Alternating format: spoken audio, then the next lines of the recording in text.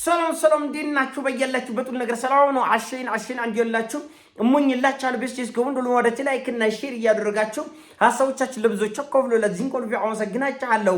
ሐሳቡ ሲሞቻችሁ እንደለሞዳችሁ 3000 ላይክ እንድትገጩኝ በትትና አጎብዛችሁ አለ። ዛሬ ሚዛናችን ዘላችሁ መጣ ነው የሱዳን መንግስት ክስ ነው። የሱዳን መንግስት እንግዲህ ኢትዮጵያ በድሮን እየቀጠቀጠችኝ ነው የሚለውን ክስ ወደ ተባበሩት መንግስታት ድርጅት ይዞ ሄዷል። እንደምታውቁት እንግዲህ ሱዳን የህወሓትን ታጣቂዎች በክፍለ ጦር ደረጃ በአርሚ ደረጃ ከነ ታንኩ ከነ መድፎ ከነ ድሮኑ ጭምር እያስታጠቀች እያደራጀች እየቆለበች እያሰለጠነች ያለችው ሱዳን ነች።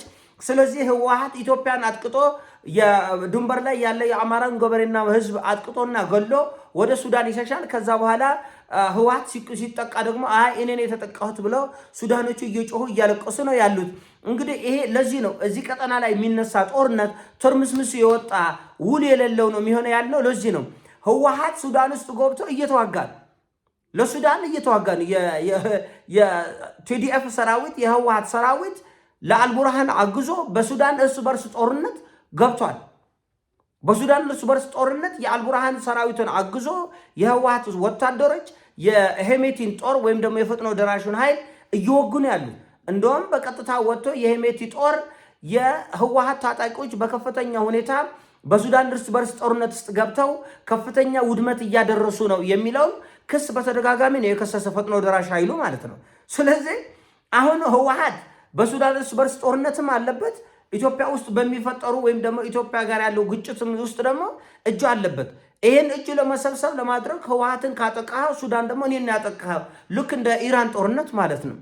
ኤሚሬቶቹ በአሜሪካና በእስራኤል ታግዘው ኢራን እንድትደበደብ ያደርጋሉ፣ ገንዘብ ፈንድ ያደርጋሉ። አረቦቹ በሙሉ ማለት ይቻላል ይሄ ሁሉ ኳታር በለው ሳውዲ አረቢያ በለው ባህሬን በለው ሁሉም ገንዘብ እየሰጠ ነው ለአሜሪካ፣ እያበረታታ ነው፣ እየደገፈ ነው፣ እያገዘ ነው። በኋላ ኢራን ደግሞ ለእናንተ አገር ተነስተ የሚደወደበኝ ከሆነማ እኔም ለእናንተ አረብ ሀገሮችን እስኪያስነፍጣቸው ድረስ አናፍጣቸዋለሁ። እስኪያስነፈጣቸው ማስነፈጥ ምንድን ነው? ሶናፍጭ እና ሉካ አስገባቸዋለሁ ብላ አረቦችን ትቀጠቅጣ። አረቦች ሲቀጠቅጥ እኛ ምን አደረግን? ኧረ ብላ አላህ ብለሽ ኧረ በአላህ እኛ ምን አደረግን? ኢራን ደግሞ ይሄ ሁሉ እሳት እየተምዘገዘገ የሚመጣው ከናንተ አይደለም ወይ? የጦር ጀቶች የሚነሱት ከናንተ አይደለም ወይ? ሚሳኤሎች የሚነሱት ከናንተ አይደለም ወይ? የአሜሪካ ወታደሮች የሚበሉት የሚጠጡት የሚተኙት የሚቀለቡት እናንተ ምድር ላይ አይደለም ወይ? እና ይሄ ሁሉ እሳት እየመጣ እኔ ላይ የሚወርድብኝ አገሬ ህዝብ የሚቃጠለው ከየት መጥቶ ነው ብላ ኢራን ትጠይቃለች። አረቦች እሱማ ከኛ ነው፣ ሚሳኤሉ የሚዘንበው ከኛ ነው፣ ጀቶች የሚነሱት ከኛ ነው፣ ወታደሮች የሚቀለቡት እኛው ጋር ነው፣ ግን እኛን አትንችል። አሁን በሱዳንና በኢትዮጵያ መካከል ያለው ግጭት ይሄ ነው። በሱዳንና በኢትዮጵያ መካከል ያለው ግጭት ይሄ ነው። ግጭት የጀመረው የዛሬ 5 ዓመት ፍጥጥ ግጥጥ ብለው ማለት የዛሬ 5 ዓመት ወይም 6 ዓመት ህወሓት የሰሜን እዝ ሲመታ የሱዳን ሰራዊቶች ኢትዮጵያን ድንበር ጥሰው በጎንደር በኩል አልፈው ወደ 50 ኪሎ ሜትር የሚሆን የኢትዮጵያን መሬት በመውረር መሬቱን ተቆጣጥረው ወደ እርሻ ሁሉ ገብተው ነበር። እና አሁን ይህ ጉዳይ ምንድን ነው? ሱዳን እርስ በርስ ጦርነት ውስጥ አለች። እንደገና ሱዳን በኢትዮጵያ እርስ በርስ ጦርነት ውስጥም ገብታለች። ለህወሓት እያጎዘች ነው፣ እያስታጣቀች ነው፣ እያሰለጠነች ነው። የስልጠና ቦታ፣ መመገቢያ ቦታ፣ የውጊያ ሁሉ የተመቸው መልክዓ ምድር ሁሉ ለህወሓት ሰጥታለች። የሸረሪና ውጊያ ይሄ ነው አኳኋኑ፣ በዚህ መልኩ ነው። ስለዚህ ኢትዮጵያ የህወሓትን ታጣቂዎች ካሳደደች በሱዳን ምድር ውስጥ ሱዳን ህወሓት አይደለም የተመታው እኔ ነኝ የተመታሁት እያለች ነው። ይሄን ክስ በመፍራት ኢትዮጵያ ወደኋላ ትላለች? አትልም። ሱዳኖቹ ምናልባት ድሮን ተጠቅመው የኢትዮጵያን ምድር ሊመቱ ይችላሉ። ይሄ ወደ እርስ በርስ ጦርነት ይመራል ማለት ማነው? ከሱዳን ጋር ወዳለ የፈጠጠ ጦርነት ውስጥ ይመራናል ማለት ከህወሓት ጋር እንዋጋለን፣ ከሱዳን ጋር እንዋጋለን። እንደምታውቁት በሱዳን እርስ በርስ ጦርነት ሳውዲ አረቢያና ኤሚሬት ስፍር ቁጥር የሌለው ድሮን እያቀረቡ ነው። ስፍር ቁጥር የሌለው ድሮን እያቀበሉ ነው። እና ኤሚሬቶቹ ሄሜቲን ያግዛሉ፣ እነዛኞቹ ሳውዲዎቹ ያግዛሉ። በእርግጥ በሱዳን ውስጥ የሌለ የለም። እስራኤሎችም አሉ፣ ቻይኖችም አሉ፣ ራሽያኖችም አሉ፣ አሜሪካኖችም አሉ፣ ግብጾችም አሉ። እኛ ከህወሓት ጋር ስንዋጋ ህወሓት በሱዳን ጉያ ስር ተደብቆ ነው። ሱዳን ደግሞ በግብፅ ጉያ ስር ተደብቃል። ውስብስብ ነው ውጊያው ውስብስብ ነው።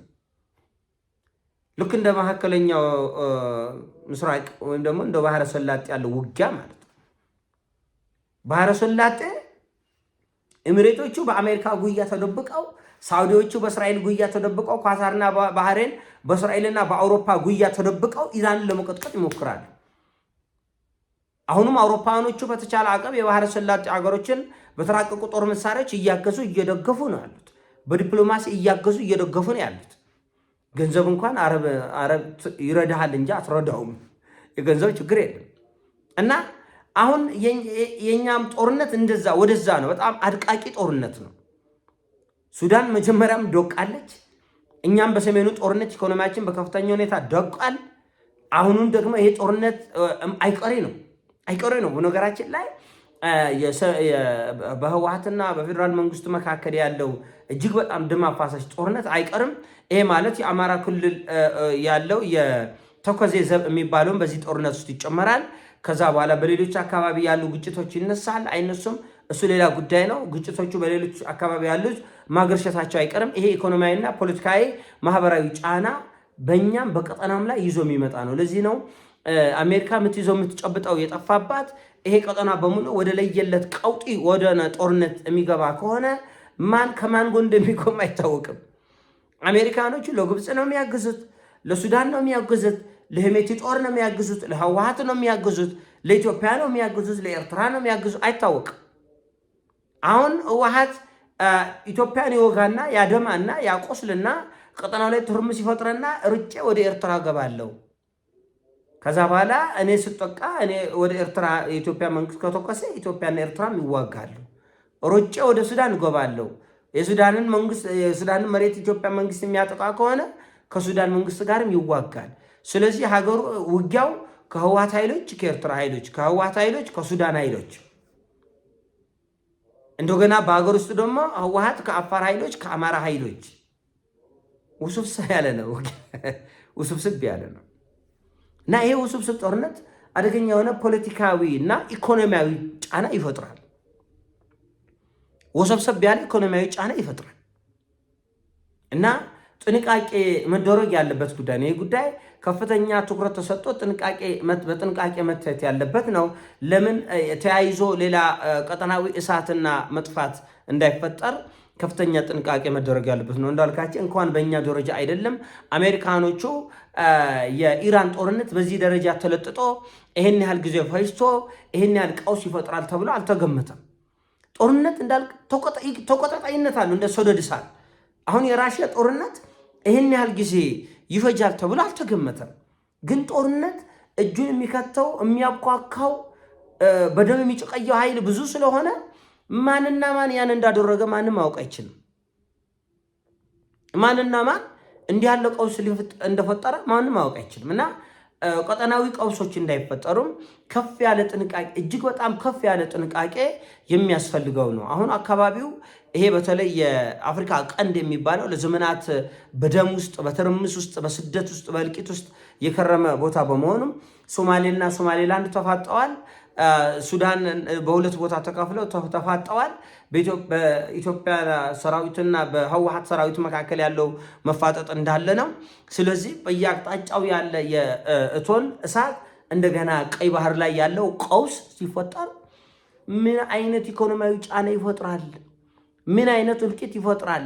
ምን ያህል የፖለቲካ ማህበራዊ ጫና ይፈጥራል የሚለው የራሳችሁ ግምት ትወስዳላችሁ። ውስብስብ ነው ጉዳይ ውስብስብ ነው እና እኔ በግሌ ለማለት የምፈልገው ነገር ሰላም ያስፈልገናል። ኢትዮጵያ በጣም ከምን ጊዜም በላይ እጅግ በጣም እውነተኛ ንግግር፣ ምክክር፣ ተቆራርቦ መደራደር፣ መወያየት የሚያስፈልግበት ሰዓት ነው። ይሄ ድል ከተበላሸ ዙሪያችን ያለው የጠላት ሐሳብ እና ወረራ የሚፈጸም ከሆነ እንደገና እርስ በርሳችን እንደዛ ያለ እልቂት ውስጥ የምንገባ ከሆነ ጫናው እንደዚህ አንድና ሁለት የሚባል አይደለም።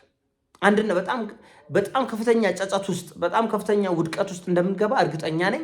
ስለዚህ ለዚህ ውድቀት ውስጥ ከመግባታችን በፊት ከጎረቤቶቻችን ጋር በመነጋገር እርስ በርሳችን በመነጋገር ይሄን ጊዜ ማለፍ ተነጋግረንም ራሱ በጣም ከባድ ጊዜ ነው። በነገራችን ላይ የሀገራችን ውስጥ ያለውን ችግሮች በሙሉ ተነጋግረን ብንፈታ ከጎረቤቶቻችን ጋር ያለው ቀውስ ሁሉ ብንፈታ ዓለም አቀፉ ፖለቲካዊና ኢኮኖሚያዊ ጫና ሁሉንም የሚጎዳ በመሆኑ እንደዛ ሆኖ ራሱ ይህን ጊዜ ማለፍ በጣም ፈታኝ እና አድካሚ ይመስለኛል። ይሄን ሀሳብ ነው።